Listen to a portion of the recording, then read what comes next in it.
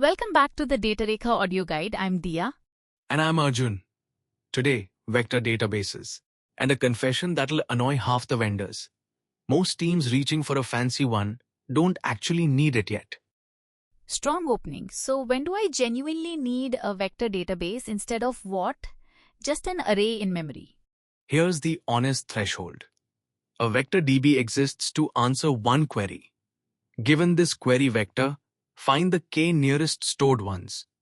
And under roughly 100,000 vectors, a plain NumPy array doing brute force cosine answers that in well under a second on a single machine. You don't need anything fancier. Ship the array. Okay, so what actually pushes me over the edge? A handful of real triggers. Millions to billions of vectors. Sub-second latency under real load. Persistence across restarts. An array in RAM evaporates when the process dies. Metadata filters alongside the search. And needing it queryable from several services at once. Check none of those. Stay simple. Check 3 or more. Get a real database. Let's say I'm over the line, 10 million vectors. Brute force means comparing the query against all 10 million every time. Why does that fall apart?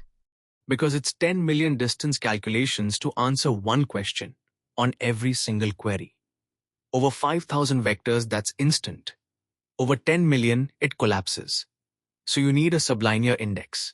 One that finds the nearest neighbors without ever looking at most of the data.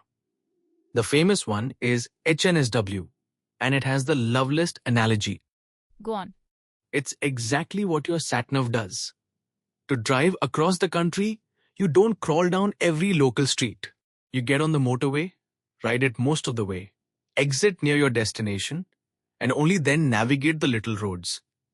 HNSW builds those layers of road on top of your vectors. So how does it build the motorway? The vectors don't come with highways attached? Every vector goes into the bottom layer, level 0, the full map, each point wired to its handful of nearest neighbors by short edges. Then each vector flips a biased coin. Most stay at the bottom. A few get promoted up a layer, far fewer again to the top. So each layer up is a sparser sample with links that stretch much further. The top is the motorway, 2 nodes, and a link across the whole map. The bottom is the side streets. And a search rides the highway down to the streets. Precisely. You enter at the single top node and greedily hop to whichever neighbor is closest to your query. When no neighbor gets you any closer, you drop down a layer. Same spot on the map, but now with more nearby nodes to choose from. And keep going. Big jumps up top. Careful little steps at the bottom.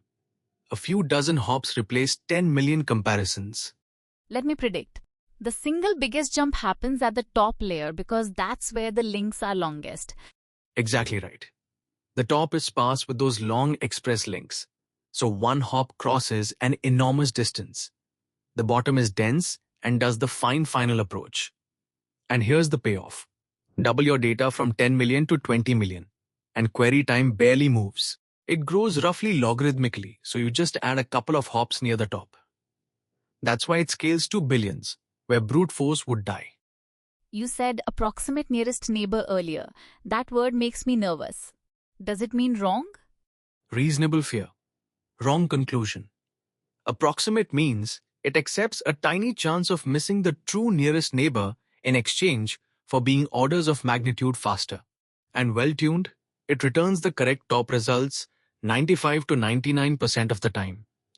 2 dials trade recall for speed, M, how many links each node gets, and EF, how many candidates the search keeps in flight.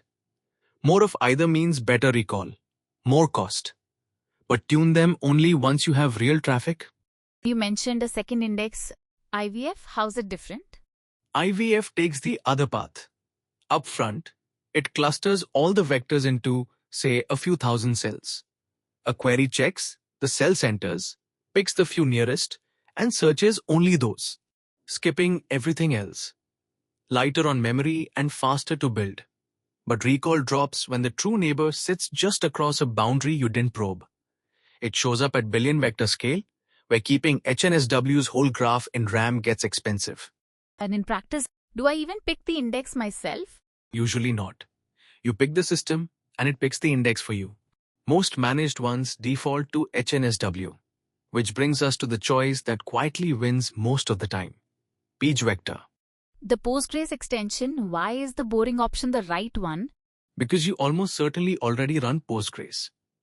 Page vector just adds a vector column type and an HNSW index to it.